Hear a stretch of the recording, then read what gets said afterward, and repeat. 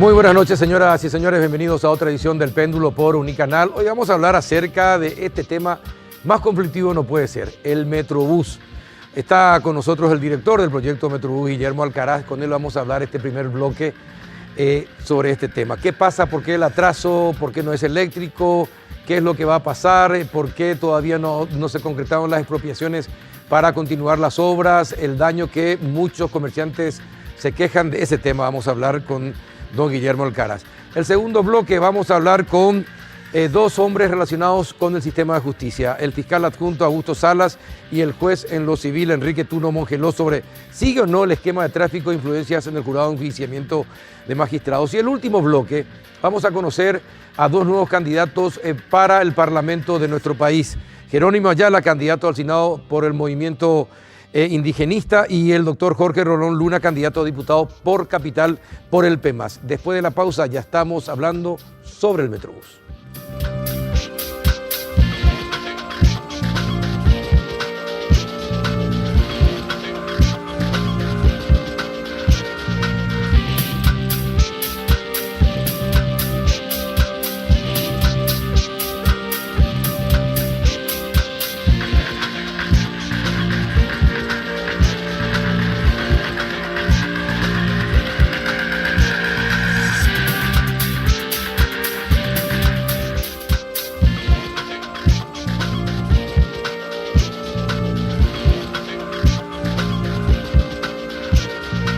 Don Guillermo Alcaraz, ¿cómo anda? Buenas noches.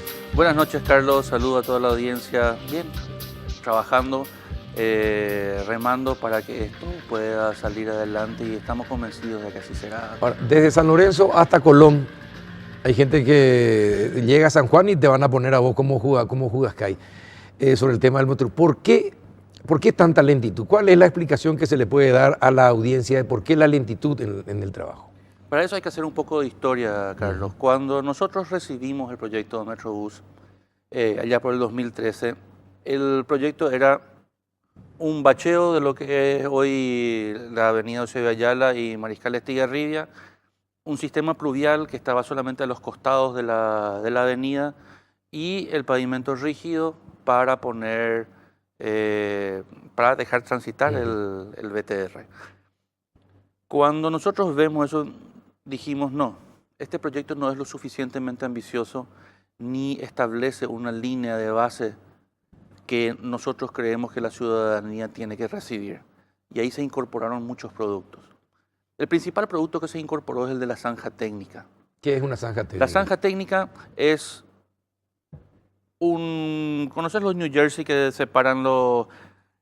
Es un bloque de cemento con los conductos que se pone debajo de la tierra para que ninguno de los cables estén más visibles. Entonces, toda esa maraña de cables se ordena, se organiza, se divide y se pone debajo de la vereda.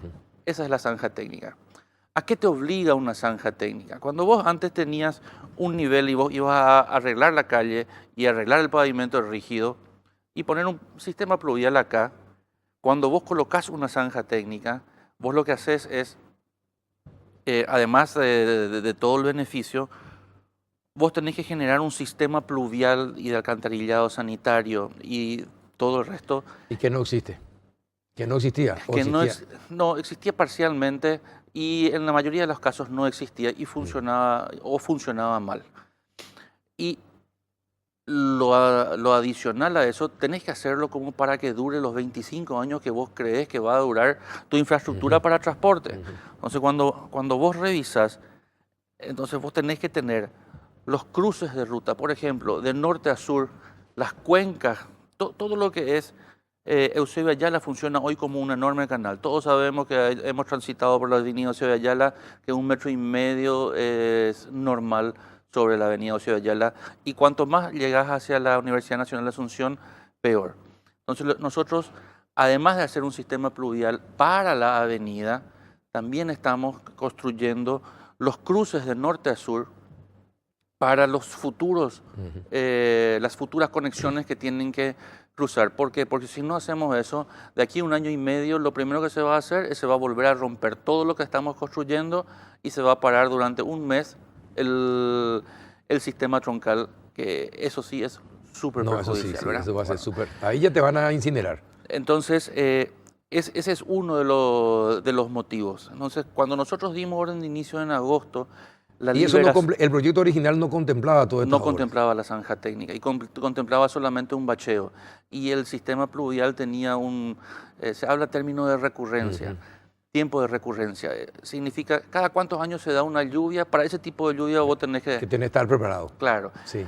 Y hubo lo que nosotros tenemos que hacer es pensar de eso a mucho más tiempo que solamente el tiempo inicialmente pactado, y también en que las cuencas que inicialmente sirvieron de base al estudio allá por el 2011 no son más las mismas. ¿Por qué? Porque se construyó, la gente le gana espacio al arroyo, se cierran calles. Entonces, la correntía se hace mucho mayor y las cuencas son distintas. Entonces, hoy tenemos cuencas mucho más grandes para un sistema que no puede pegarse el lujo de tener agua sobre su calzada. Entonces, eso es lo que nosotros estamos... ¿Y se explicó eso a los propietarios de la avenida y de la ruta Mariscal Estigarribia? Se explicó, pero es muy difícil. Y Que ahí vemos, entiendan. no solamente que entiendan, porque son tecnicismos. Claro que el sistema pluvial estaba contemplado, pero no en la forma que nosotros hoy lo Claro, y estamos construyendo, se dio ¿verdad? un plazo y después se va extendiendo y la gente se irrita porque no se le explicó suficientemente que iba a decir, ya se le vendió con un plazo. Y Correcto. después las obras complementarias significan otro plazo que no se le explicó suficientemente bien. Cuando al comienzo se les prometió que no van a durar más de 2 meses, Sí. era cierto, porque era un bacheo. Hoy estamos ante un cambio de urbanidad. Estamos hablando más bien, si vos analizás los números, los podemos compartir después, el costo de la superficie de rodaje no llega ni al 50%. Todo el resto está por debajo, los sistemas pluviales. Vos tenés que cavar, en vez de cavar 1,5 metros, vos hoy estás cavando 4,5 metros, 5 metros, para que puedan pasar también los conectores de norte-sur que te estuve explicando, ¿verdad? Entonces eso hizo que de agosto hasta mayo la obra como tal, mayo 2017 estamos ahora, estaba ralentizada por todas estas definiciones. Cuando se empieza esa definición y se empieza a trabajar realmente, estamos en mayo del 2017 y tenemos que adecuar administrativamente todo esto, todo lo que te estoy explicando, Sí. ¿verdad? ¿Cuánto más de costo, de sobrecosto tiene todas estas obras realizarlas? Yo hablaría de incorporación de productos. Un sobrecosto sería si hoy el kilómetro de pavimento te sale 1.000, el próximo año te sale 1.500, eso es un sobrecosto. Sí. No, nuestro pavimento sale Sigue saliendo exactamente lo lo mismo. Acá lo que Sí. se incorporó es la zanja técnica que te mencioné, ¿Y cuánto cuestan las incorporaciones entonces? 30 al millones, proyecto? 30 30 millones de dólares. aproximadamente. No, perdón, 34%, son 17 millones de dólares. 17 millones de Sí. dólares más. El proyecto estaba asignado por 300.000 millones de guaraníes y pasó a 400.000 millones de guaraníes. Las principales incorporaciones fueron la zanja técnica, la profundización del sistema pluvial, las avenidas, los desvíos vehiculares, al ser una obra de intervención de mayor tiempo, se tenían que hacer mucho mayores, ¿verdad? Entonces hoy prácticamente se asfaltó casi todo San Lorenzo y Fernando de la Mora, y una fuerte intervención en Avelino Martínez, que era el que tenía que absorber la mayor la parte mayor cantidad de gente. que de hoy vehículos. estamos viviendo la peor situación, ¿verdad, Carlos? Porque tenemos bloqueado el lado norte, Sí. por la Universidad Nacional y el lado sur por las dependencias del Estado que están sobre la avenida. Entonces solamente Avelino Martínez queda Libre. libre. Ujú. Eso tiene que terminar o alivianarse al menos cuando terminemos estos 45 días que se Sí, cumplen. hoy informábamos en el noticiero del tema. ¿Cuántos días más? 27 días quedan. Se va a abrir la mitad, se va a abrir la mitad de la calzada, ¿no? No, vamos a abrir, para eso vamos a estar terminando ya lado norte y lado sur con pavimento hasta Destacamento Casal, que es el primer desvío que podemos tomar, y ciencias veterinarias. Sí. Entonces lo que vamos a hacer es, vamos a empezar a evitar la avenida de Lino Martínez en la porción que puedan alimentar las vías La otra alternativas, vía ¿verdad? alternativa. Y eso va a facilitar mucho el tránsito. ¿Con cuál de los intendentes o con quién de los intendentes trabaja mejor? ¿Con Ferrer o con Riveros? ¿Quién le ayuda más para que las cosas sean más sencillas y más rápidas? Jamás te voy a responder porque se me va a enojar el otro, entonces con ambos trabajamos bien. La policía y al intendente llegamos cuando las papas queman, Carlos. Normalmente lo que trabajamos mucho es con la Policía Municipal de Tránsito. En algunas cosas el intendente así Riveros tiene un profundo conocimiento de su municipio y tenemos más problemas también ahí, ¿verdad? Porque está concentrado en este momento todos los frentes de obra. Y yo te tengo que decir que es una persona que conoce su ciudad, está preocupada por su ciudad y actúa en consecuencia. Remontándonos nuevamente a mayo, cuando ahí se empieza a trabajar, empezamos a desenterrar o empezamos a excavar como 50 años de historia. Vos te acordarás que la avenida Eusebio Ayala y la ruta Mariscal Estigarribia fueron abiertas por imposición, ¿verdad? Entonces, vos encontrabas fosas sépticas, sistemas de drenaje totalmente perimidos que seguían funcionando y hoy lo que estaban haciendo es contaminar todo nuestro subsuelo, ¿verdad? Y esas son cuestiones que uno tiene que organizar con el frentista para que lo lleve a donde tiene que ser, ¿verdad? Ese, por ejemplo, es una de las cosas que hoy nos retrasan. ¿Y hay mucha resistencia de los frentistas? ¿Hubo mucha resistencia de los frentistas para arreglar esas situaciones? El primer problema es cómo identificas de quién es el caño que está saliendo por debajo de la calzada, sí. Puesto que hay una maraña de caños, ¿verdad? Bueno, hoy lo que estamos haciendo, estamos conectando ya el sistema cloacal con la gente de la ESAP y con todos los otros también estamos trabajando bien, ¿verdad? Con Jorge Gamarra de la ANDE para el traslado de columnas, con Aurora Núñez de Copaco. Pero sí es un trabajo interdisciplinario y con una previsión muy importante para que todo realmente enganche y nosotros no avanzamos si no vamos a hacer bien la obra, Carlos. ¿Por qué? Porque tratar de terminar rápido para luego volver a romper es un perjuicio enorme. ¿Cuándo comienzan las obras en Asunción? En Asunción, bueno, nosotros estamos apuntando a unos 15 a 20 días aproximadamente. Para comenzar. Estamos hablando, ya las expropiaciones no estamos hablando consiguieron... del tramo 1, ¿verdad? Estamos Sí. hablando del tramo 2. Estamos hablando de Última hacia Boyani. Hacia Boyani. Entre Avenida de la Victoria y Última, ¿verdad? Ahí comienza. ¿Y cuánto tiempo dura ese trabajo? Ese trabajo tiene que durar unos 4 meses aproximadamente. 4 meses aproximadamente. Sí. ¿Y qué pasa con los comerciantes de la zona? ¿Hablaron con ellos? ¿Son conscientes? Los estamos visitando, estamos resolviendo caso por caso. Te voy a contar una cuestión así ínfima que se puede resolver hablando con la gente. El proyecto contempla la reposición total de las veredas. Sí. Darle veredas a los transeúntes, tal como lo establecen las ordenanzas. Entonces, se empezaron a construir las veredas, muy lindas todas, pero se hicieron veredas o se estaban por hacer veredas donde realmente el comerciante tiene un estacionamiento al fondo. No se iba a poner solamente un pequeño acceso para el estacionamiento, no, uno puede hablar y se pone los 20 metros que tiene de frente el comercio con una vereda rebajada para que pueda utilizar el estacionamiento que realmente es suyo, ¿verdad? Sí. Entonces, ese tipo de detalles los estamos hablando caso por caso con los ¿Y se están solucionando? Se están solucionando. Hay otros que no solucionan, no tienen intención de solucionar y de hecho hasta yo creo que malinterpretan lo que se estuvo mencionando. Nosotros nos hemos comprometido a no abrir nuevos frentes sin terminar este trecho desde la UNA hasta la calle Cruzada de la Amistad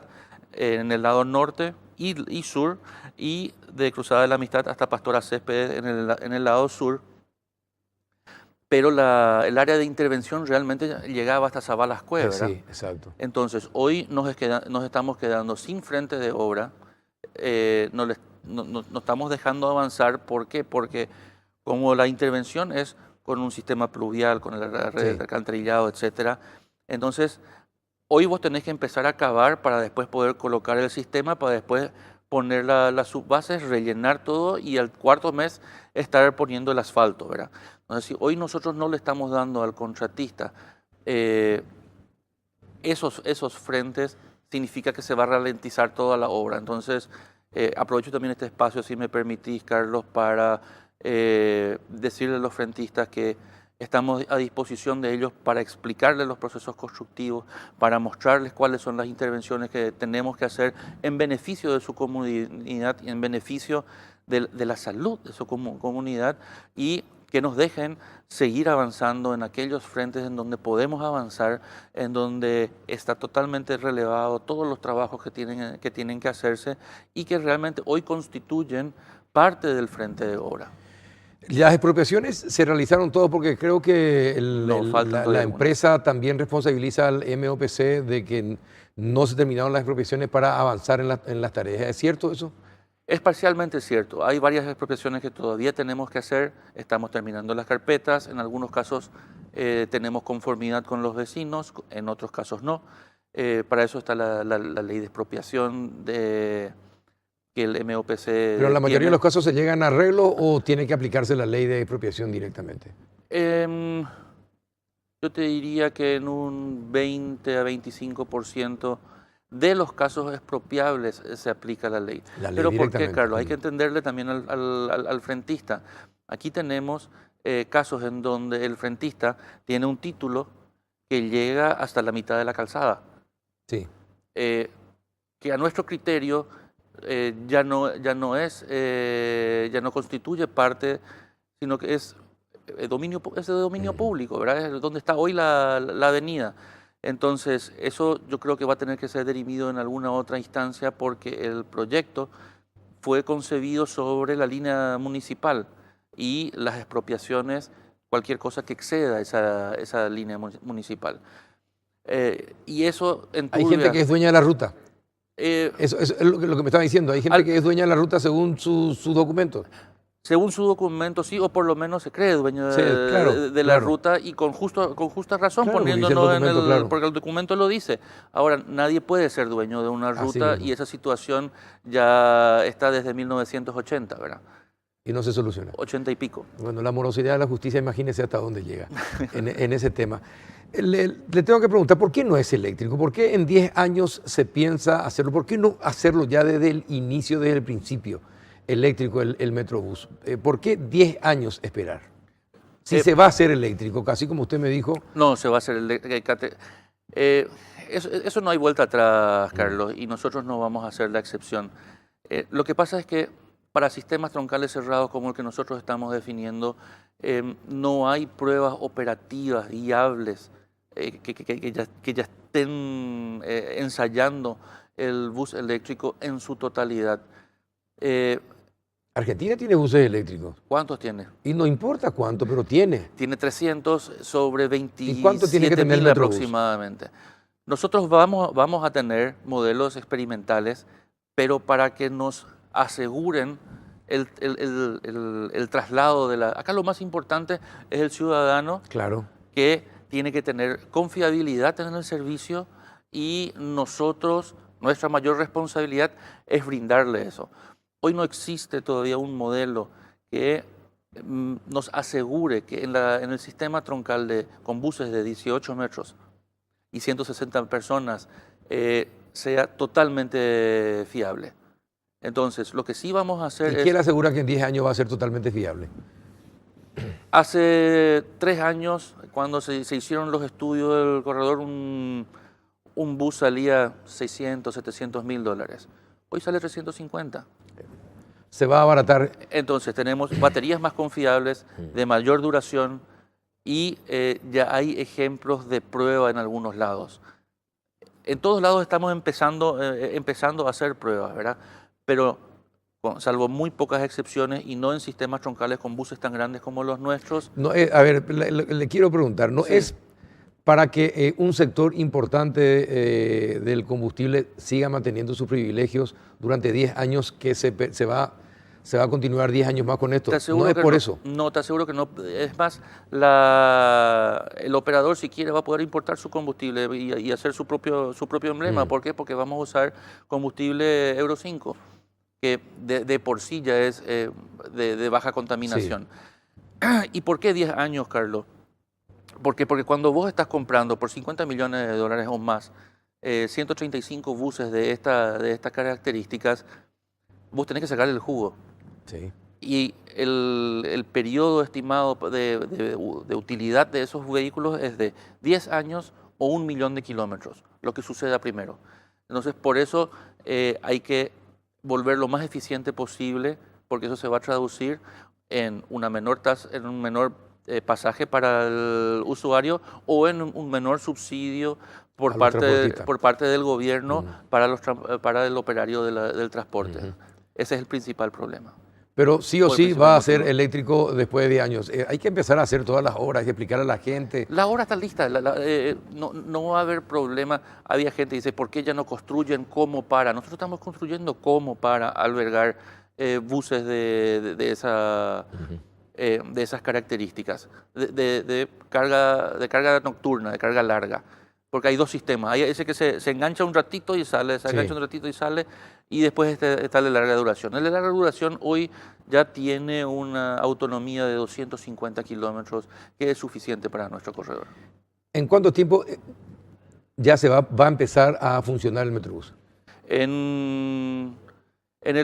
A finales del primer semestre del 2019. ¿Dentro de un año? Dentro de un año y pico. Y pico, 3 meses. Sí. Dentro de un año y 3 meses. Si hacemos... es decir, ya desde San Lorenzo hasta la calle Colón. Sí. Si marcamos hitos, nosotros tendríamos que estar licitando el servicio para agosto de este año. Eso sería una demostración de que pueden ser eficientes, si es que cumplen ese plazo. ¿Cuánto tiempo lleva de atraso el Metrobús? Para la implementación realmente no lleva mucho tiempo de atraso. En términos de demora de la construcción son unos 4 meses aproximadamente. ¿4 meses nomás? 4 meses sobre la base de haber incorporado todos los productos que yo te mencioné. Buena pregunta. Realmente, si nosotros nos comparamos con lo que se concibió inicialmente, sin la zanja técnica y sin la profundización del sistema pluvial y los demás productos y las calles alternativas y todo eso, tendríamos que estar hablando de que ahora a mitad de año ya iba a estar funcionando el Metrobús. Con todo esto, en diciembre del año pasado se firmó la adenda 4 que trasladaba el cronograma a diciembre de este año. Ese cronograma está muy comprometido para el tramo 2 y 3. Así que todavía no lo queremos mover. Que estamos viendo serias intenciones por parte de la contratista de recuperar tiempo perdido. Dentro de la próxima semana seguramente vas a recibir una invitación para hacer un recorrido por obra para poder constatar eso ¿Están trabajando las 24 horas en 3 turnos como se prometió? No están trabajando las 24 horas y es poco probable que trabajen 24 horas. ¿Por qué? Porque se trabajan en 3 turnos y se dejan unas 3 a 4 horas aproximadamente como es un corredor muy largo, para limpiar, aprovisionar toda la señaléctica de seguridad. Entonces son dos turnos que llegan hasta casi las 3 de la mañana y un turno que está específicamente dedicado a cumplir las metas diarias para el pavimento rígido. Por eso a veces terminan a las 12, a veces terminan a la 1, a veces terminan a las 11 y están haciendo tramos de hasta 100 metros por día aproximadamente. Finalmente, ¿qué le quiere decir a la gente que está molesta con todo este tema del Metrobús? ¿Qué le querría decir, por ejemplo? Que nos dé la oportunidad de construir confianza nuevamente, que se involucre en el proceso, pero en forma crítica, pero racional como para poder construir juntos una herramienta que va a servir no solamente para ellos, sino para el saneamiento de las 3 ciudades involucradas, que va a repercutir en el futuro de todos nuestros hijos. Bueno, en la medida que ustedes logren mayor eficiencia, creo que la gente va a recuperar la confianza. Estamos comprometidos. Hay mucho en el campo de ustedes en juego en este momento. Estamos conscientes de eso, por eso venimos a dar la cara y vamos a seguir haciéndolo, Carlos. Gracias, don Guillermo, por venir y compartir este espacio. Un placer. Vamos a una breve pausa. A la vuelta de la pausa con los doctores Augusto Salas y Enrique Tuno Mongelos, sigue el esquema de tráfico de influencia en el jurado de enjuiciamiento de magistrados. Vamos a saberlo en instantes a la vuelta de la pausa.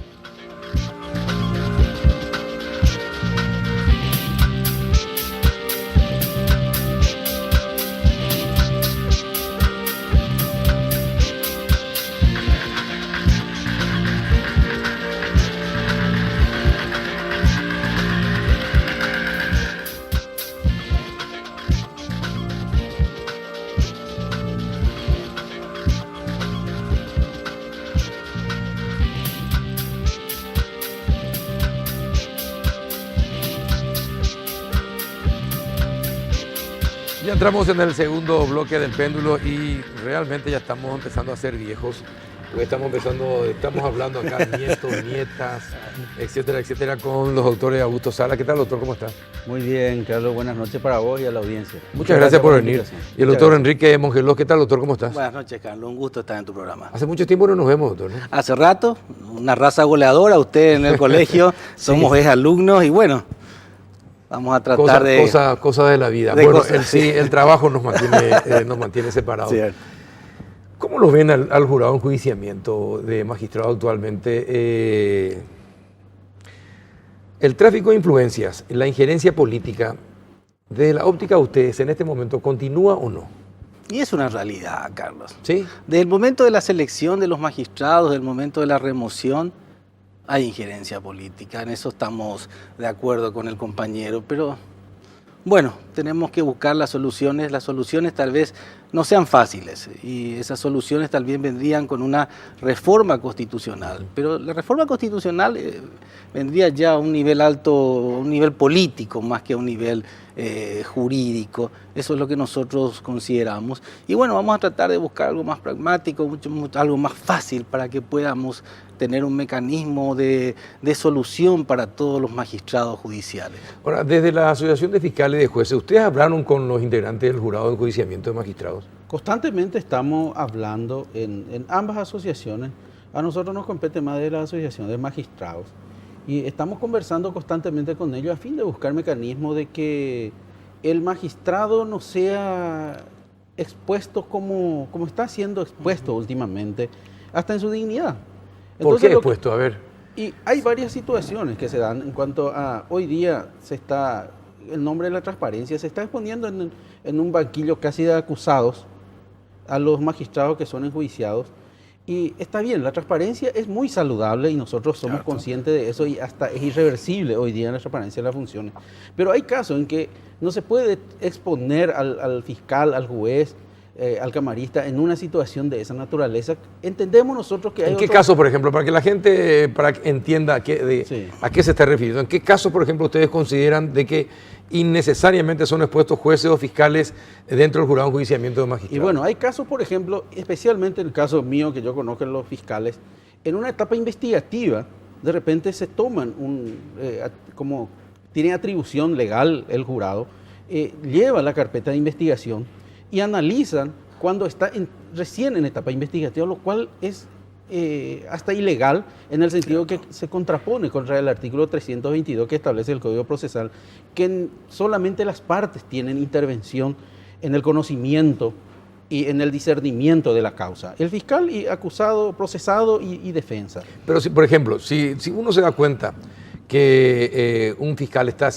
realizando una mala investigación, de que está tratando de orientar la investigación para favorecer a uno de los sectores, hasta que termine esa investigación no se puede hacer nada según ustedes o se puede corregir. Se puede corregir, para eso hay mecanismos procesales, resortes procesales. Está un juez de garantía del proceso que tiene el control jurisdiccional sobre los actos investigativos del fiscal. Si bien el fiscal es el director del proceso investigativo, hay un juez el órgano jurisdiccional, que es el juez de garantías, que debe controlar entonces aquella parte que está siendo o cree que está perjudicada en las acciones del fiscal, debe recurrir al juez de garantía a los efectos de corregir esa irregularidad eventual que puede estar ocurriendo. Y si hay una connivencia con el juez de garantías, ¿cuál es el camino entonces? Y hay en esos casos. La Cámara. No, le pregunto esto Claro, porque Sí.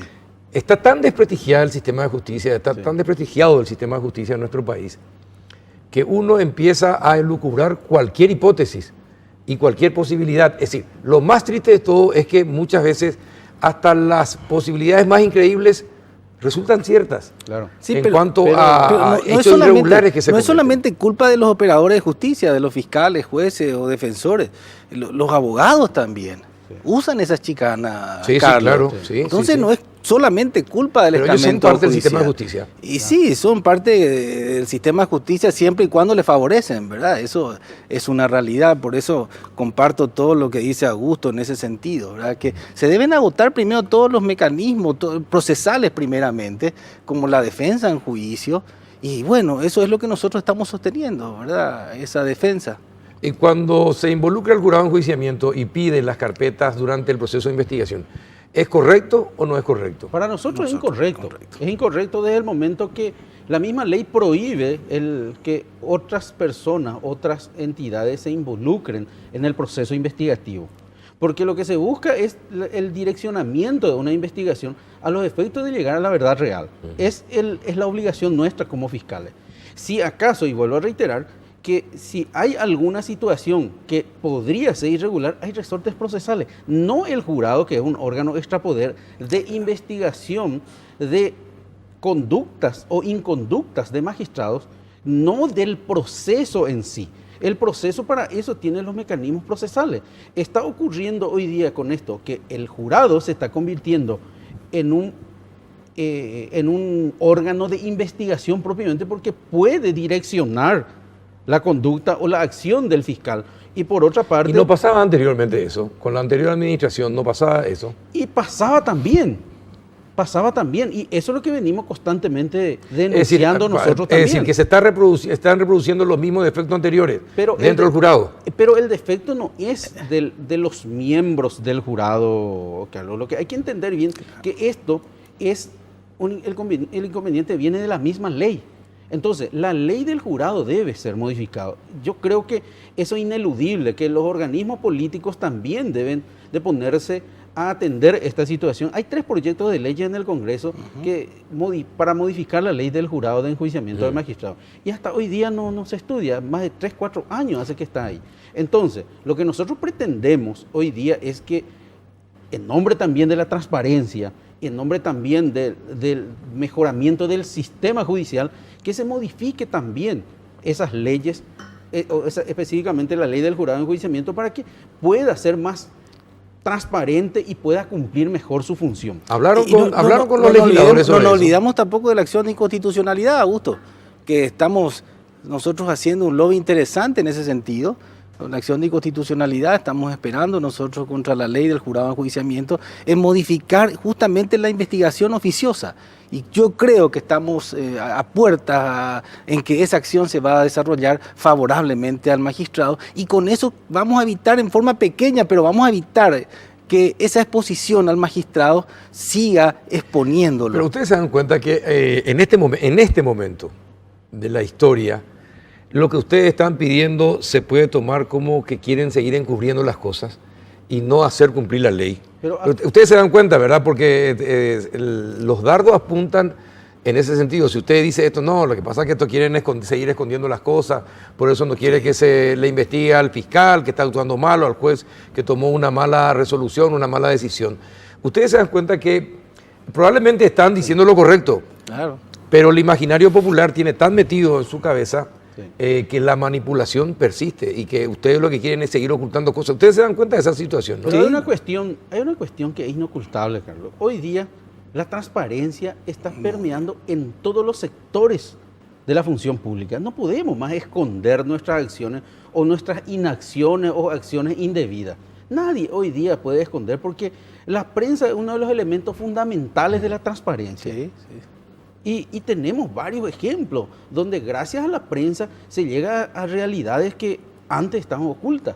Nosotros no vamos con la legislación que nosotros queremos que se modifique, no buscamos que se oculte, lo que nosotros buscamos es la legalidad de las acciones. Si un delincuente que mata a 3, 4 personas, cuando es enjuiciado o investigado, se dan todas las garantías constitucionales y procesales, nosotros como magistrados queremos también tener las mismas garantías constitucionales y procesales, los cuales hoy día no se está respetando en el jurado de enjuiciamiento. La ley del jurado hoy día establece un procesamiento casi híbrido. Por una parte es un proceso civil, sumario, y por otra parte es penal porque va a recibir una sanción. Claro, y la Constitución Nacional, claro, una de las sanciones más graves que podemos recibir, estamos perdiendo, podemos perder el sustento familiar. Lo que nosotros queremos es que el enjuiciado, que es el magistrado, reciba el mismo trato que un delincuente también, que sea respetado el debido proceso y su derecho, por sobre todas las cosas, de defensa. Que se produzcan las pruebas como tienen que producirse, no que no se estudie solamente el entorno de la causa, sino lo que está realmente en el expediente investigativo en el jurado de enjuiciamiento de magistrados. Es eso lo que nosotros queremos. Nosotros no pedimos otra cosa. Nosotros queremos el respeto al debido proceso, como establece el artículo 17 de la Constitución Nacional. Sí, porque sabes, Augusto, que hay causas que a veces todavía están estudiadas en segunda instancia y en la Corte, y el magistrado está totalmente suspendido. Sin haberse estudiado el fondo todavía, el magistrado es castigado. Entonces, ¿a dónde estamos? Necesitamos por lo menos que esas personas que formen el jurado de enjuiciamiento sean hombres de derecho. Eso queremos. Ya se queda escrachado públicamente. Claro, escrachado totalmente. Hay otra cosa muy importante también que no debemos de perder de vista. El plazo razonable. Hay enjuiciamiento del año 2008, 2007. Hace poco una colega fiscal fue suspendida. ¿El de Walter Ward hace cuánto que viene? No, pero ese es el proceso penal. Hace 18 años, sí, penal. Es el proceso penal. No, nosotros hablamos del proceso dentro del jurado. Dentro del jurado, ajá. Hace poco una colega fiscal fue suspendida de una denuncia del 2011. 7 años atrás. 7 años atrás. La causa está totalmente... Ya pudo haberse jubilado y todo. Y por supuesto, entonces son situaciones que a nosotros nos preocupan. Entonces la ley tiene que establecer plazo razonable. El Pacto de San José de Costa Rica nos obliga como Estado a establecer plazos razonables en un proceso penal. Y la Constitución Nacional establece que se debe respetar todos esos parámetros jurídicos cuando alguien va a recibir una pena o una sanción. Entonces nosotros eso es lo que Augusto, y así como se usa el código en forma supletoria, también tenemos que obligar que la figura de la caducidad, por ejemplo, sea admitida, o la extinción sea admitida como una forma de evitar ese proceso tan largo y penoso encima del magistrado. Esas son figuras que deberíamos nosotros tratar de que sean aplicadas. La televisación de las sesiones del jurado de enjuiciamiento de magistrados, sobre todo cuando televisan la defensa que hace un fiscal o un juez sobre casos que no están todavía culminados. Es decir, ¿es positivo, es negativo, está bien, está mal procesalmente? Es negativo, procesalmente negativo, porque hay estrategias procesales que el fiscal está manejando y tiene que exponer porque el jurado está preguntando sobre cuestiones de fondo que todavía él está estudiando. Entonces, es verdaderamente exponerle a él. No solamente exponerle a la ciudadanía, exponerle a la investigación en sí. Ahora, ¿y las propuestas o los cambios que se introducen a la ley del jurado de enjuiciamiento contemplan estos temas que ustedes están? Sí, y totalmente. Ya hicieron lobby con el Parlamento para que se acelere el estudio. ¿Y qué dice el Parlamento? Y hay varias leyes hoy día en la reforma judicial. 5 leyes fueron concluidas. Está en las subcomisiones. Ahora tiene que estudiar las comisiones y después pasar a plenaria. Nosotros tenemos representantes de la Asociación de Magistrados que están en ese análisis y creemos que se está haciendo un trabajo interesante, pero ese lobby que usted habla, don Carlos, tenemos que trabajar más en eso, porque ahora va a venir nuevo parlamento, nuevos actores políticos en el parlamento. Y tenemos que empezar a rebobinar todo ese estudio y hacer que los nuevos parlamentarios conozcan esa realidad. Y ese es el gran compromiso nuestro. Nosotros, como representantes de la Asociación de Magistrados, es el gran compromiso que asumimos. Hacer el lobby importante, que vamos a tener la fuerza suficiente de la Asociación de Magistrados Judiciales, representando a más de 1.500 asociados, podemos llegar al Parlamento y que se nos escuchen a fin de lograr la ansiada modificación de esas leyes que nos afectan como magistrados. Y también, si como magistrados nosotros podemos actuar con la libertad de vida, con las manos libres, sin ninguna presión de ningún órgano, podemos hacer mejor justicia, Porque Carlos. nosotros, Carlos, nos vamos a sentir mucho mejor cuando se apruebe la ley de la carrera judicial. Augusto y yo tenemos más de 30 años en el Poder Judicial. ¿Qué queremos nosotros, para los magistrados que vienen, que son el futuro? Queremos una carrera judicial sólida. Y eso vamos a buscar nosotros con ese lobby, no solamente para la ley del jurado de enjuiciamiento. La carrera judicial nosotros necesitamos, imperiosamente. Les pregunto, ustedes que están dentro del sistema judicial, la alta morosidad que existe. Hoy en el noticiero pasábamos un informe acerca de la gente que está recluida en los penales. 70% de los que están recluidos en las cárceles y penales de nuestro país no tienen sentencia. No, entonces, estamos hablando de una población de más de 14.000. Imagínense ustedes lo que significa el 70% es decir, no sé cómo puede ser, cómo ustedes pueden cambiar esa situación de la alta morosidad y la deficiencia que tiene el sistema de justicia. Es necesario un trabajo constante y es necesario un trabajo más aguerrido, si se quiere, del órgano del Poder Judicial en cuanto a la realización de los juicios orales, por ejemplo. Pero ese también tropezamos con un inconveniente. El sistema está saturado, Carlos, hoy día. El sistema judicial está saturado. Los órganos jurisdiccionales en la parte penal, inclusive hoy día está haciendo los juicios orales en horas de la tarde, cosa que antes no se veía. Es porque está saturado el sistema. Entonces, lo que es necesario ahora, dotarle de más presupuesto a ambas instituciones, Ministerio Público y Poder Judicial, a fin de que se tengan más jueces, más fiscales, más defensores públicos. Pero ¿quién garantiza que eso va a hacer que se termine, es decir, disminuya la morosidad? ¿Quién dice que no se van simplemente se van a integrar al sistema los nuevos que ingresan, aquellos demás que necesitan, y sigue la misma situación? Porque, les digo, esto es una cuestión de confianza. Esto es una cuestión de confianza. Y ustedes no cumplen con las reglas de juego. Si yo fuese integrante del jurado de enjuiciamiento y tengo estos datos del 70%, yo agarro y pido todas las carpetas de quienes están en esa situación, quiénes son los jueces, quiénes son los fiscales, y les juro que firmo ahí mismo que se vayan. No, pero en serio, ustedes saben lo que es tener una persona detenida en la cárcel. Carlos, pero para eso tenemos que fortalecer los órganos de control y de transparencia. Y fortaleciendo los órganos de control, no vamos a evitar o no vamos a eliminar la mora. La mora no se puede eliminar. Pero se tiene que disminuir pero radicalmente. Se va a disminuir si atacamos bien los órganos de control. Porque, imagínense, las denuncias y los procesos van aumentando día a día. No solamente la justicia es el ámbito penal, que a mí me toca el ámbito civil. En el ámbito civil estamos dando pasos enormes. Tenemos la implementación de los juicios en forma virtual ahora, del expediente electrónico. Y sí, esa es la base de la transparencia. Perfecto, pero en contrapartida, una ola de populismo está haciendo que la gente vaya a la cárcel directamente sin que siquiera se compruebe si cometió un delito. Y ahí está justamente la presunción de inocencia prácticamente está muerta. Y ahí está, ahí tropezamos con otra situación, donde el populismo instala que fulano cometió un delito y tiene que ir a la cárcel. Sí. Sí. El fiscal o el juez se encuentra presionado, si se quiere, por la opinión pública, a que esa persona tiene que estar presa. Entonces no merece ser ni fiscal ni juez. Ahí quiero llegar. Un ratito, Carlos, queremos llegar a eso. Entonces, necesitamos fiscales. Eso está mejor. Ahí necesitamos fiscales y jueces, no solo honestos, sino valientes. Totalmente. Claro. Si no tienen coraje, no tienen... Y claro. Es una condición esencial para ser fiscal o juez. Es una condición que el fiscal o el juez resuelva conforme a derecho. Pero ahí también vamos al jurado. Que el jurado tome también las acciones cuando realmente el fiscal o el juez comete una irregularidad. No por el populismo también que se va a hacer o porque hay una publicación periodística. Las publicaciones periodísticas van a venir porque hay una ola populista, porque el nombre del pueblo, como dicen. Entonces el jurado tiene que analizar también.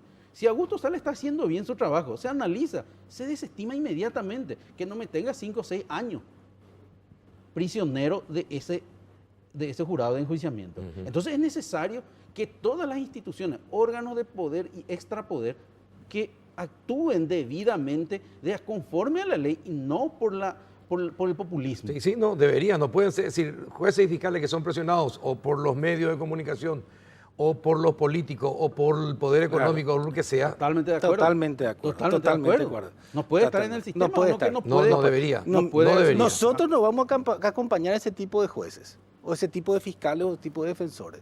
Vamos a acompañar a quienes conocemos que están haciendo bien su trabajo, Carlos. Y eso es lo que nosotros estamos haciendo de la Asociación de Magistrados Judiciales. Acompañar a los buenos jueces, a los que nosotros consideramos que su investigación ha sido correcta. Eso es lo que nosotros estamos buscando. Y paralelamente a eso, ahondando un poco lo que dice Tuno, ayudar en la capacitación de los magistrados. Claro. Porque el juez o el fiscal que es capaz, por supuesto que va a poder enfrentar las presiones y las tentaciones también que las hay. Entonces, cuanto más capaz sea el fiscal o el juez, más valiente va a ser y va a poder resistir las tentaciones. Pero aquel que entra con padrinazgo político y presionado políticamente constantemente, no va a rendir como se espera de él porque no tiene capacidad. ¿Vos le decís todo eso a tu hermano? Claro que sí. ¿Y qué te Cosas dice peores él? le dice Carlos. Sí, Yo estuve presente. ¿Sí? Sí, cosas peores. ¿Y qué te dice tu hermano? Yo confío en el trabajo de mi hermano. Lo conozco desde que nací, ¿verdad? Y ese trabajo que nosotros constantemente, ese ejercicio que nosotros hacemos constantemente, hace también que él pueda realizar mejor su trabajo. Y yo le digo siempre, y le voy a seguir diciendo, defendiendo al colega, al magistrado justo, al magistrado capaz y al magistrado valiente. Y que no se guíe más el jurado de enjuiciamiento por el populismo de que usted mismo habla, de que sale una publicación periodística y ellos ya le inician una investigación, porque salió en la prensa. Yo no digo, no dudo pero de la pero calidad. es un motivo de atención también. Algo que se publica en la prensa también es motivo de atención. No porque sale en la prensa no se va a hacer caso, no. Pero ¿por qué el Al contrario. jurado? ¿Por qué el jurado? ¿Por qué no vamos a otro mecanismo, a auditoría, al consejo de superintendencia? Vamos a agotar primero las cuestiones administrativas, pero ¿por qué discutir o no la conducta del magistrado? Si el magistrado, a lo mejor es un magistrado, una persona honesta, capaz, que está actuando bien. Agotemos primero los órganos de control. El tema es la desconfianza. Por eso insisto con esto. Hay una gran desconfianza sobre el sistema judicial. Sí. Bueno, y la gente no confía en los órganos de control del Poder Judicial. No confía porque cree que hay una colusión y hay un entendimiento dentro del sistema que va a impedir que se investigue correctamente los casos donde hay hechos de corrupción o intereses creados, etcétera, etcétera. Nosotros creemos. Ustedes tienen que luchar contra la desconfianza de la gente, no sé cómo van a hacer, pero tienen que tratar de ganar la batalla, porque de lo contrario van a seguir teniendo problemas. Hay un trabajo constante que hay que hacer y esto hay que empezar. Yo creo que con el primer paso que se dio en cuanto a la transparencia, y eso, y vuelvo a reiterar, la prensa es la gran responsable de esa transparencia que se está instalando. Y nosotros tenemos la obligación de seguir con eso. Esto es irreversible. Sí. La transparencia que se viene instalando es irreversible y nosotros tenemos que seguir en ese curso. Y demuéstrenlo e impúlsenlo desde los lugares donde ustedes y están. nosotros desde la Asociación de Magistrados, ese es el gran compromiso. Vuelvo a decir, es el gran compromiso que asumimos con Tuno y con Raúl Florentín, que es el otro compañero que nos acompaña para la Asociación de Magistrados, es el compromiso de luchar contra, primero, la morosidad, segundo, luchar contra la calidad del magistrado. Y la calidad del resultado del trabajo del magistrado se va a reflejar en la sentencia y la capacitación constante. Entonces, hay varios frentes que tenemos que atacar. Bueno, y tenemos que ponernos todos de acuerdo también en trabajar en forma constante. Totalmente de acuerdo. Miren, espero que logren sus objetivos. Muchas gracias. ¿Verdad? Tienen que recuperar la confianza de la gente. Hoy la confianza de la gente en el sistema judicial está más allá del subsuelo. Casi en el infierno ya, así que tienen que mejorar su gestión radicalmente. Gracias, doctor, por venir, encantado de verte después de mucho tiempo. También, doctor Salas, muchas gracias por estar acá. Muchas gracias, Carlos, a vos, y es el compromiso de todos, no solamente de los actores judiciales, sino toda la ciudadanía, la prensa, los políticos también. Sí. Acá tenemos que trabajar entre todos, no solamente un sector. Entonces, toda la población en sí tiene que involucrarse. Cuando ustedes le metan jurídicamente hablando, legalmente hablando y respetando todas las normas a los políticos en la cárcel, yo voy a empezar a aplaudir y ya creemos que... Bueno, gracias, señores. Carlos, Gracias. es muy amable. A la vuelta de la pausa, seguimos con más El Péndulo. Dale.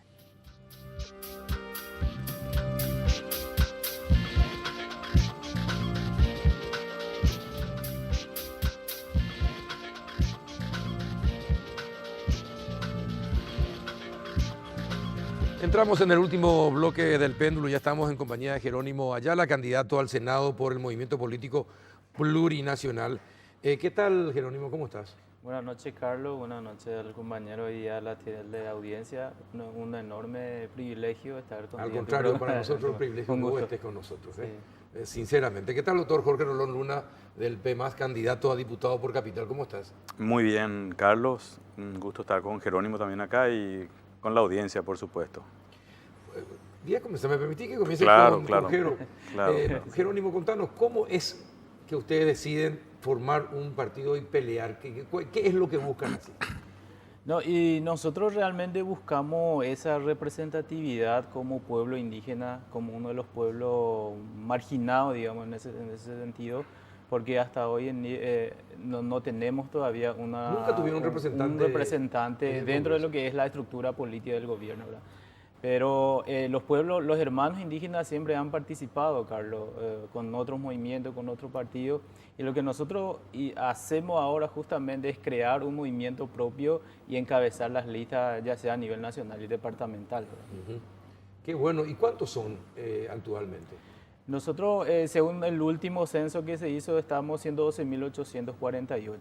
Eso ya con los 19 pueblos indígenas a nivel nacional. Y en este movimiento político, ¿están todos trabajando, los 19 pueblos? No, de los 19 pueblos estamos 12 pueblos. 12 pueblos. Porque el movimiento, como yo siempre digo, se autofinancia, nosotros pagamos nuestro propio, digamos, movilidad y para nosotros es un poco difícil llegar a todas las comunidades, a todos los pueblos. Acá hay más de 700 comunidades indígenas y llegar a esas 711 comunidades para nosotros es un poco difícil, ¿verdad? Entonces ya es un gran avance, un gran logro de los 19 pueblos indígenas que estemos 12, ¿verdad? Sí, sin ninguna duda. Sí. Ojalá logren la representación. Doctor, ¿y vos dejás tu confort, dejás el sector privado y público, aunque vos estuviste mucho también en el sector público? Bueno, ¿por qué te metes en este tema de la política hoy día y por qué en el PMAS? Bueno, lo que siempre respondo cuando me preguntan, que es una pregunta recurrente así, no sé qué idea de vida tiene, de la vida que yo tengo, tiene la gente, porque me dicen algo parecido siempre. En realidad es una vocación de larga data por lo público.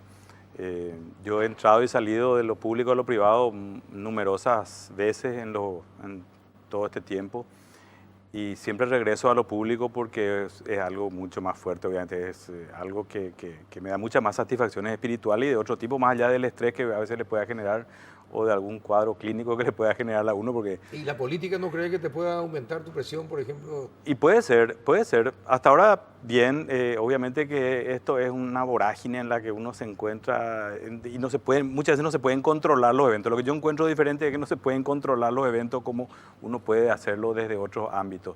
Entonces decía que para mí es una vocación y creo que también en cierto sentido es un deber. Si uno tiene las posibilidades, las condiciones, la vocación, es un deber. Uno no puede desperdiciar las cosas que aprendió, las cosas que puede eventualmente hacerlas bien y quedarse a hacer otras cosas que son probablemente, como decía, más confortables o mirar desde la gradería y quedarnos en la queja siempre. Entonces, eso por un lado. Y por otro lado también, ante la certeza que ya uno tiene a estas alturas, de que el legislativo es un ámbito donde se deciden muchas cosas. Se decide la suerte de todos los paraguayos y las paraguayas para los próximos 5 años, lo que se vote el 22 de abril. Y estamos hablando en todas las esferas vitales prácticamente de lo que es el ser humano. En salud, educación, medio ambiente, los derechos humanos míos y de los de mis compatriotas, y tal vez quede reservado por fuera de la política, lo que vaya a ocurrir con mi club Cerro Porteño o lo que vaya a ocurrir tal vez de alguna manera en el ámbito cultural, aunque eso también es víctima de la incuria y de la falta de atención por parte del Estado. Pero hay pocas esferas de la vida personal de cualquier ser humano en nuestro país que no se ven afectadas por la política. Claro, pero ustedes se dan cuenta que lo que deciden en el Congreso no va a afectar solamente los años que ustedes están en el Parlamento. Puede afectar al país muchos más años, Sí, mira. y puede tener un gran impacto en la comunidad, en la ciudadanía, en todo el país, con las leyes que decidan ustedes sancionar. Mira, te cuento algo que me pasó hace exactamente 1 hora y media. Tuve una reunión en la zona de Ceballos Cue con vecinos de ese lugar, gente que vive en condiciones bastante penosas en algunos aspectos, la falta de servicios básicos, la desatención del Estado, de la municipalidad. Y es difícil cuando uno ve que gente que la pelea, que sobrevive en condiciones muy difíciles, tanto para ellos como para su prole, para los vecinos, prometerle que uno le va a cambiar la vida de la noche a la mañana. Y yo le decía a un joven con quien estaba hablando, tenía en brazo a su hijo, le decía, nosotros estamos apuntando a un proyecto que busque cambiar este país, transformar los distintos aspectos, la política, el gobierno, el Estado, la manera de ejercicio del poder, pero tal vez para tu hijo, le dije, y para la mía. Yo tengo una hija de 14 años, y para nuestros hijos, le dije, porque es difícil realmente prometerle a alguien cosas milagrosas, sobre todo desde el ámbito legislativo, donde vamos a ser uno, Jerónimo y yo, a lo mejor entramos ahí, somos 2 de 80, y los otros 80 a lo mejor tienen otras cosas en la cabeza porque van a entrar de otra manera probablemente, no con el apoyo de la gente, haciendo campañas modestas, sin gigantografía, y vamos a entrar probablemente con otros propósitos y vamos a estar en permanente tensión con esa gente que entra de otra manera, financiado con otros recursos y con otros proyectos en la cabeza. No va a ser fácil eso, obviamente. Le tengo que hacer esta pregunta porque me decían esta mañana, cuando se enteraron, cuando yo comentaba en la radio, que ustedes iban a estar esta noche en el péndulo. Me preguntarle cuál es, si se trata la ley del aborto y de la unión de parejas del mismo sexo, ¿qué votarían? Bueno, esa es una pregunta tramposa, en primer lugar, porque una pregunta cerrada que se contesta con un sí o con un no. En primer lugar, yo como persona humana no estoy a favor del aborto. Ahora, yo creo particularmente que existen ciertas situaciones en que corresponde la despenalización del aborto. Ciertas situaciones. Eso se legisla. El derecho comparado nos ofrece una variedad de situaciones en las que en países con un alto grado de desarrollo democrático se ha legislado sobre eso. Eso son temas que hay que poner sobre el tapete. Y además, cualquier persona que esté en contra del aborto tiene que empezar a pensar seriamente en una legislación seria y responsable y en trabajar otros ámbitos desde el Estado y desde lo privado, porque todos los días se aborta. Con o sin ley de aborto, hoy se está abortando, hoy muchas mujeres abortaron. Igual que lo que ocurre con el tema de las drogas. Con o sin penalización del consumo, el tráfico, la producción de todo tipo de sustancias superadoras del estado de conciencia, aquellas declaradas ilegales por el Estado, la gente se droga hoy. Ahora mismo se está drogando la gente. Ahora mismo yo salgo a la calle y voy a conseguir la droga que yo quisiera conseguir. Entonces, la gente que está en esas posiciones muy radicales con respecto a este tema, ¿realmente tienen una agenda oculta o son gente muy tonta? Yo no sé cuál de los dos va. Seguramente en un caso será uno, en otro caso será otro, pero cuestiones como el aborto. Lo que pasa es que fanatiza, polariza. Sí. Estos dos temas polarizan a la gente. Sí, polarizan, pero no tienen sentido. Es cierto, son posiciones radicalizadas. Yo creo que. Y llegan muchas veces a extremos increíbles. Es decir, uno toca un tema y opina algo, no sabe. Aparte, el tema sacan en las redes sociales. En un país como el nuestro, donde la ley no se cumple, una legislación en cualquier ámbito no va a transformar la sociedad. O sea, si legislamos sobre la unión civil o el matrimonio de las personas del mismo sexo, pensar que por eso va a haber más gente que tenga esa opción sexual es realmente estúpido. O es gente estúpida o tiene una agenda oculta que probablemente tiene detrás otras cuestiones. Pero hay un porcentaje de la población en el Paraguay y en el mundo cuya opción sexual es amar y desear sexualmente a personas del mismo sexo. Ese es un hecho de la realidad, ¿sí? Eso no es ideológico, eso es un dato de la realidad. Entonces, desde una perspectiva seria, democrática, inclusiva, sí, como es la que tiene un partido medianamente progresista y el nuestro es un partido progresista, nosotros no podemos dejar de pensar en esos seres humanos y ver algún tipo de situación que legisle sobre los intereses de esas personas. Eso es democracia, eso es inclusión, eso es estar en contra de cualquier tipo de discriminación. Ahora, hay diversos modelos legislativos a este respecto, inclusive eso del aborto. Un caso de una niña de 11 años que es violada, particularmente para mí es un caso en el que no puede dejar de pensarse en que el aborto esté permitido. O una violación simplemente, no hace falta que sea una niña de 11 años, ¿sí? En otros países, bueno, varían el número de semanas de gestación, 12, 16, 18. Creo que hay un solo país en donde en cualquier momento se puede hacer el aborto. Hay que sentarse a discutir por qué. Y reitero esto, hoy se realizaron muchos abortos en el Paraguay.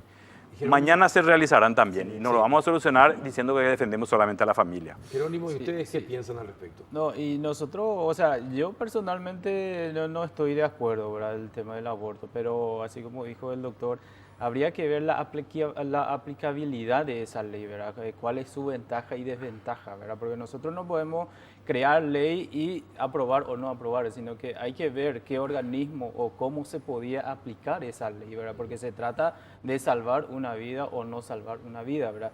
Y en mi caso, por ejemplo, si yo me toca, a mí me gustaría que mi voto, que mi decisión sea para el bien de la sociedad, para el bien de cada persona o de las personas, ¿verdad? En el segundo punto también yo no estoy de acuerdo, personalmente no estoy de acuerdo, ¿verdad? Pero habríamos que ir analizando, hablando con la gente, porque es muy importante esa conexión de los líderes que hacen proyectos de ley con la ciudadanía, ¿verdad? A ver qué piensa la ciudadanía con relación a un tema específico, ¿verdad? Porque nosotros no podemos crear ley y aprobarlo sin tener por lo menos opiniones de la gente, ¿verdad? O sea, así yo pienso y así nosotros pensamos dentro del movimiento, ¿verdad? Ahora, ¿es posible auscultar la opinión de la gente para elaborar leyes? Porque soy abogado, doctor, ¿es posible hacerlo eso? Bueno, hay mecanismos de democracia directa previstos en nuestra Constitución y en la legislación paraguaya, por un lado. O sea, se le consulta a la gente. Sí. Por otro lado, en algunos temas se han venido haciendo audiencias públicas, por ejemplo, ¿sí? Entonces, mecanismos para consulta existen. Ahora, fijémonos en la ley de autoblindaje, por ejemplo. ¿Sí? Entre gallo y medianoche se coloca en el último punto del orden del día, no se le dice a nadie que se va y se aprueba. Ese tipo de cosas con cuestiones tan delicadas no se pueden hacer. Yo lo que creo, y pensando un poco en lo que decía Jerónimo también, que de alguna manera lo dije, pero no le di nomás el suficiente énfasis. Por ahí se perdió lo que dije. Yo creo que estos temas son temas que hay que ponerlos sobre la mesa, discutir racionalmente y sin insultar a la otra parte. Te cuento lo que está pasando en la Argentina. Te cuento lo que está pasando en la Argentina. El gobierno de Macri, que es un gobierno de derecha, está apoyando la despenalización del aborto. Su propio ministro de Salud, de un gobierno de derecha, reitero, es el que está dando información sobre el tema y apoyando esto. El otro día leí una columna en el diario La Nación donde una destacada defensora de esta posición pro vida empezaba el artículo diciendo: asumo que nosotros que estamos en contra del aborto y quienes no están, en el fondo defendemos la vida.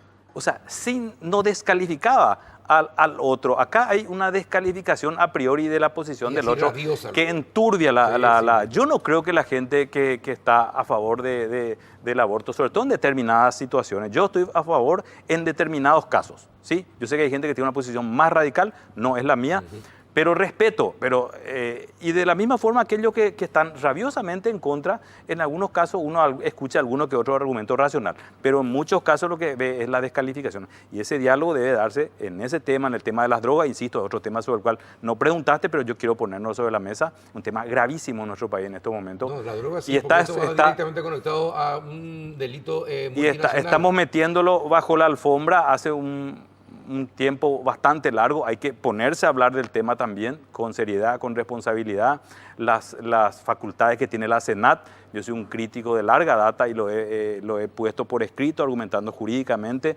No se me ha contestado nunca ni rebatido nunca, pero el tema sigue ahí. Y hay otras cuestiones como la reforma agraria, que hay que empezar a volver a hablar de reforma agraria también. Hay que empezar a volver a hablar en serio sobre la situación de los indígenas en nuestro país.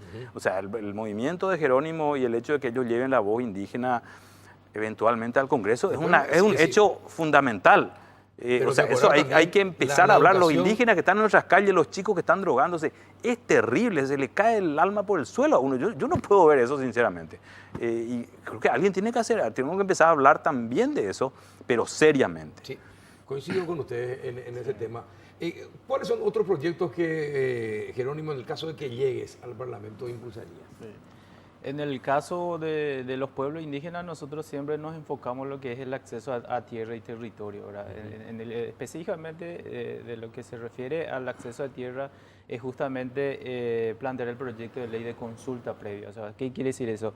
Todas las actividades que se van a hacer en las comunidades o cerca de las comunidades se debe consultar a los pueblos, digamos, a los indígenas, ¿verdad?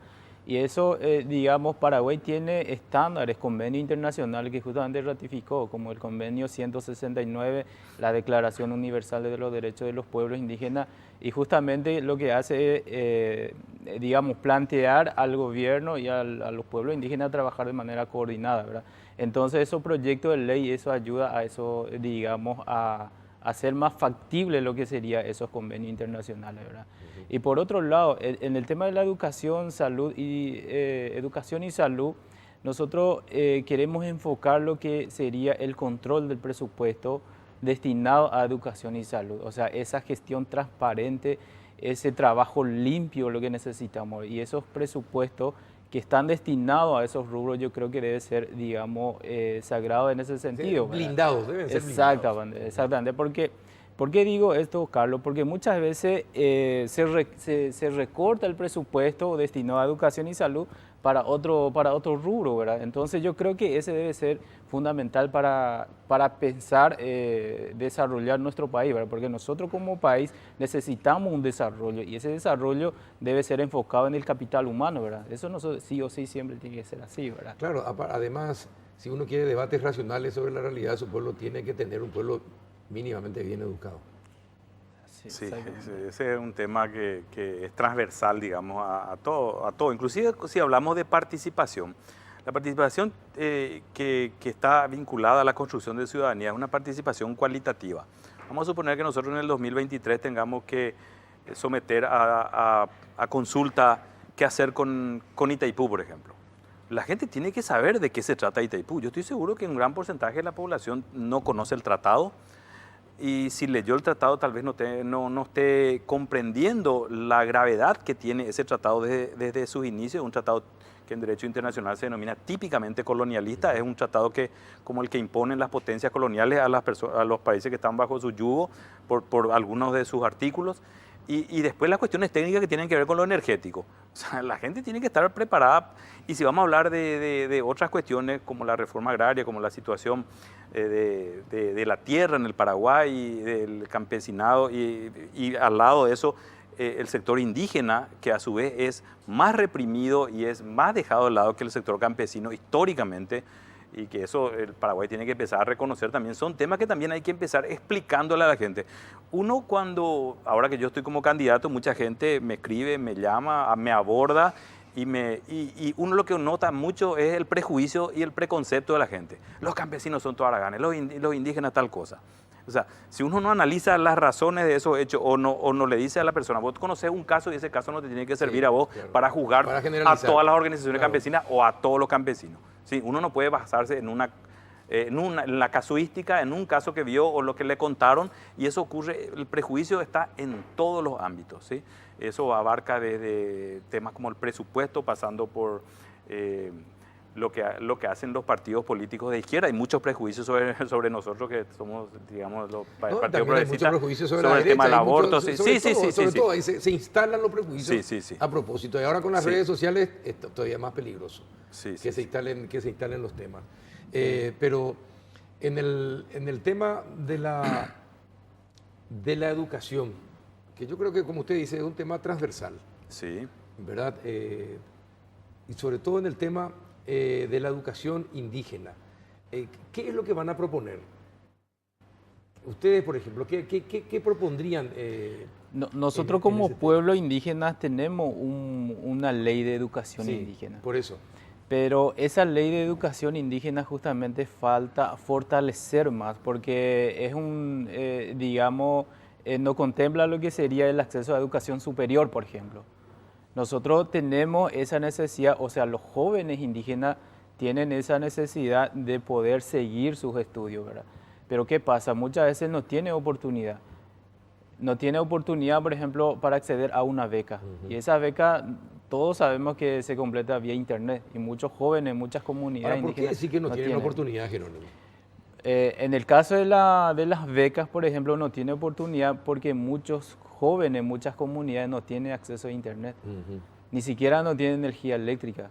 Entonces nosotros debemos plantear primero lo que sería el acceso a los servicios básicos como Claro, no es por ser indígena, aclaremos que no es Claro. por ser indígena que no tienen oportunidad. No, y claro, no, Sí, no es sino por porque- ser sí, indígena, claro, porque sí, falta es importante que se herramientas, aclare, sí. porque falta herramientas. Yo como un miembro de la comunidad indígena, sí, yo tuve oportunidad, tuve beca. Jerónimo es arquitecto, ¿eh? Sí, yo Sí, tuve sí, no, beca, yo exactamente. tuve beca y aproveché esas 2 becas, ¿verdad? Entonces, falta esa estrategia para las comunidades indígenas, porque si los jóvenes indígenas deben acceder a una beca, evidentemente tiene que haber un programa de acceso a las tecnologías, como el TIC, por ejemplo, ya es una necesidad, un derecho humano fundamental hoy en día, ¿verdad? Claro, pero eso es para todos. Eso Claro, debería ser- claro, eso no solamente debería para ser los pueblos, todos. claro que sí. No Sí, solamente ni para los blancos ni para los indígenas, claro, es para todos. es un tema en común, ¿verdad? Exacto. La educación, salud, seguridad, medio ambiente son temas en comunes, ¿verdad? ¿Cuántos de los jóvenes indígenas, por ejemplo, terminan la secundaria?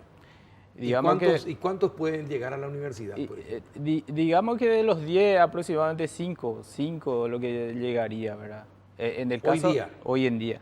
En el caso de los hermanos indígenas que son del Chaco, no todos terminan su 6º grado. Eso para nosotros es un desafío, ¿verdad? Para nosotros es un desafío. Y el Pero sistema, ¿por qué no llegan? ¿Por qué no terminan, por ejemplo? ¿Qué es? por falta de escuela, por falta de colegio, por falta de facultad, de universidad. Por ejemplo, los hermanos que, digamos, antes de terminar su 6º grado, ellos directamente se van a trabajar en las estancias, ¿verdad? Se van a trabajar no para tener una vida digna, sino que trabajan para sobrevivir, ¿verdad? Entonces ese es un sistema que nosotros, a mí o sea, si ellos nos dicen que debemos mejorar ese sistema educativo, ¿verdad? A mí me encantaría crear poder fomentar lo que sería la universidad dentro de lo que es hacia zona del Chaco, ¿verdad? Sí, necesario. Sí, es necesario, inclusive una universidad intercultural, pero para eso, ¿qué necesitamos? Necesitamos, como yo siempre digo, esa capacitación humana, digamos, ese fortalecimiento de capital humano. Me encanta, Jerónimo. Sí. Pero es cierto lo que dice usted. Absolutamente, absolutamente. Yo quería completar un poco lo que decía él cuando le preguntaba, no por ser indígena. Lo que pasa es que ser indígena y ser pobre vienen asociados a nuestro país en gran medida. Entonces no es la cuestión étnica, sino la situación sociocultural, económico-política. El indígena en nuestro país está desprovisto de medios económicos, está desprovisto de poder, carece de representación y eso se refleja en los niveles, en los niveles de vida de las poblaciones indígenas. Acá a nivel nacional, por ejemplo, el tema del analfabetismo es prácticamente el 50% de los 112.000 indígenas. Pero yo siempre recalco en el sentido de que los hermanos y las hermanas no saben leer ni escribir, ¿verdad? Pero lo que sería en la cultura son unos maestros. Yo siempre recalco eso. Y justamente por la tasa de analfabetismo también es una barrera de que los pueblos indígenas tengan un acceso a los trabajos dignos, ¿verdad? Yo estuve hace unos días. Cortito, Estuve hace 2 días en un debate entre candidatos donde se hablaba de ciencia y tecnología y bueno, las propuestas de los distintos partidos políticos. Y yo decía que para la innovación tecnológica, que es hoy central en los procesos de desarrollo de cualquier país, y un pequeño dato, nuestro país es de los que menos invierte en investigación y desarrollo en toda América Latina, entre paréntesis eso. Hay que crear lo que se llaman ecosistemas de innovación. ¿Eso que significa? Un buen sistema educativo primario y secundario, universidades de calidad, sector privado que invierta en investigación y desarrollo, políticas públicas que aumenten el gasto público en diversos aspectos que van inclusive desde la salud a la vivienda. Un niño que a las 10 de la mañana no desayunó, no puede aprovechar. Y si encima está con una escuela mangobú o se le está por caer el techo sobre la cabeza, no le podemos pedir mucho después a ese niño y obviamente va a llegar muy rezagado si no le compara. pero compará a ese niño, el tema de la desigualdad es peor aún, porque están otros niños que acceden al sistema público de calidad, que lo poquito que existe, lo poquito, colegios técnicos, pero después está todo un sistema privado que es enorme, que se ha inclusive hipertrofiado en nuestro país. Todo el mundo, hay una demanda de educación privada porque la educación pública es muy mala. Te voy a proporcionar el último estudio del SNEPE. Sí, lo estuve mirando. Bueno, y Sí. no es así como estás diciendo, ¿eh? ¿En qué sentido? Y la diferencia entre la escuela pública y la escuela privada, aunque no lo quieras creer, ¿Yo qué dije? no, que la ¿Qué dije al comienzo? no, que la que diferencia hay es- centros públicos de calidad, dije. Sí, no, y me ya miraste sé. mal. No, me miraste mal. No, sino que Sí. lo que no quiero más que se instale es que es tan decepcionante Sí. el resultado del estudio Sí. que lo que la gente cree que el sector, las escuelas privadas son mucho mejores que las escuelas públicas. En general, Pero no en particular. pensemos en No la es- infraestructura no es tan que así. tienen, en lo que viene asociado a eso, Perfecto. que él se olvidó de mencionar algo. Perfecto, pero Muchos no- indígenas no acuden a la escuela porque no tienen cómo llegar a esa escuela. Sí, Estamos cierto. hablando de caminos Sí, también, sí, totalmente. infraestructura vial, transporte Totalmente. público, privado, todo eso se suma para hacer del entorno privado un entorno en el que... Sí, pero los resultados no son sí. tan auspiciosos como quisiéramos. Y Sí, eso es lamentable. otra cosa, Eso sí, es otra sí, cosa. sí. Bueno, doctor, gracias por Gracias por la invitación, Carlos. Jerónimo, Muchas muchas gracias gracias a por vos. asistir y que tengan Muchas éxito gracias. y que puedan estar Gracias, en el gracias. Parlamento. Muchas gracias. Muchas Y a gracias. ustedes también muchas gracias por acompañarnos este miércoles santos. Hasta el próximo.